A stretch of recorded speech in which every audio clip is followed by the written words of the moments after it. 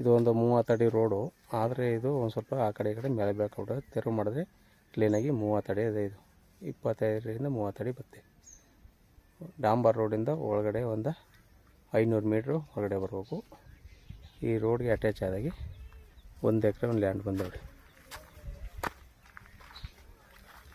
ಒಳ್ಳೆ ಚೌಕ ಆಕಾರವಾಗಿದೆ. ಈ ಕಡೆ ಲೈಟ್ ಕಂಬ್ಕಂತ ನೋಡಿ, ಅಲ್ಲಿಂದ ಆ ಕಡೆ ದನ ಮೇತ ಈ ಲ್ಯಾಂಡು, ದನ ಮೇಯ್ತೆ ಈ ಲ್ಯಾಂಡು. ಈ ಕಡೆ ಬದುಕು ಅಂತ ಇಲ್ಲಿ ಗಟ್ಟೆ ಒಳ್ಳೆ ಚೌಕಾಕಾರವಾಗದೆ. ರೋಡ್ ಪ್ಲೇಸ್ ಉದ್ದ ಇದೆ.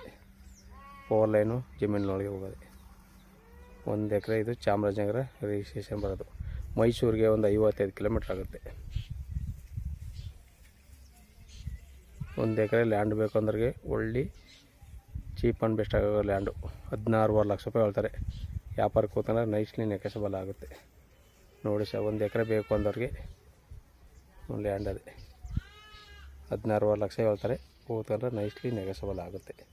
ಡಾಂಬರ್ ರೋಡಿಂದ 500 ಮೀಟ್ರ್ ಒಳಗಡೆ ಬರಬೇಕು. ಮೆಟ್ಲಿಂಗ್ ರೋಡು, ಕೆಂಪು ಮಣ್ಣು,